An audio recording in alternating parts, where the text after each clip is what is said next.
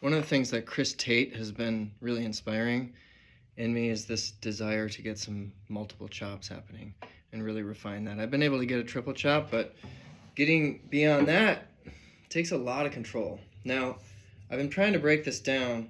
One of the things that we want to understand is that the bow wants to bounce. And there's an infinite bow bounce exercise. I don't know if you can see the whole thing here, but basically we want to go out to the tip. And you're going to get something like this by holding the bow really loosely. You let it drop, right? And it wants to bounce, right? But you're just going to hold it loosely and just gently guide it to continue bouncing.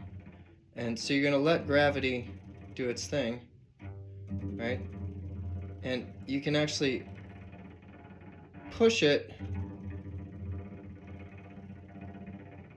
If you keep the bow moving, you're going to get a bounce like this, and you can really understand the physics of, wow, there's mass here, and it wants to be a body in motion that's continuing in motion. It just needs a little bit of encouragement. And in the right hand here, all I'm doing is I'm really lightly just holding the bow here. I'm not really doing that much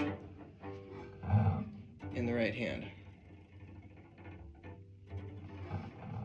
So you can see I'm just lightly holding and guiding, maybe pushing the bow a little bit to continue that motion of the bounce. And you can experiment with this, see how long you can make it go. Okay, so that's step one. Step two is we're chopping at the frog, so we really want to understand and kind of imitate that sense of, well, the bow wants to bounce here. But we're going to do this with little motions like this. Okay, so I'm engaging my hand to hold the bow a little more firmly here. And I'm kind of allowing that bounce to just happen as much as possible. Now my muscles are guiding it, okay? So I'm engaged here. My fingers, my thumb is engaged and pushing the whole thing forward, right? There's some purchase in the thumb here. Now, if we can speed this up, we're going to be a lot closer to being able to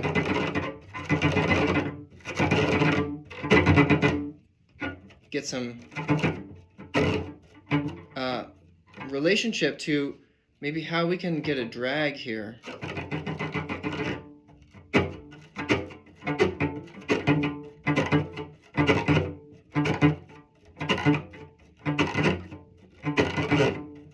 And you're going to make some ugly sounds. You're going to make some sounds that are like, that's not it. And you're going to be like, I'm not getting it. Okay, but you got to just experiment.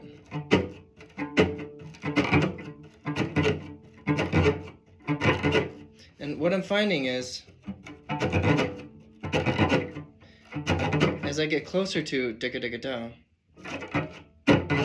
right, that the things in common, I'm not necessarily making every one of those motions here, right? But this trains the hand to be loose, and then trains the thumb to engage continuously down. Okay, so those are the motions and the engagement in the right hand that's really important here. And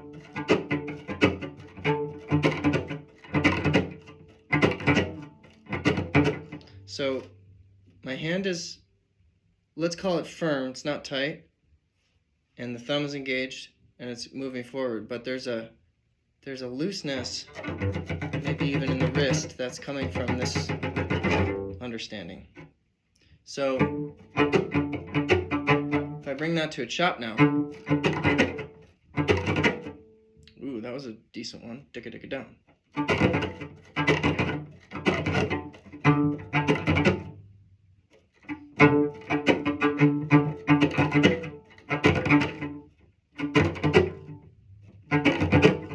Now it's starting to emerge as maybe a little more defined, right? And moving with that direction of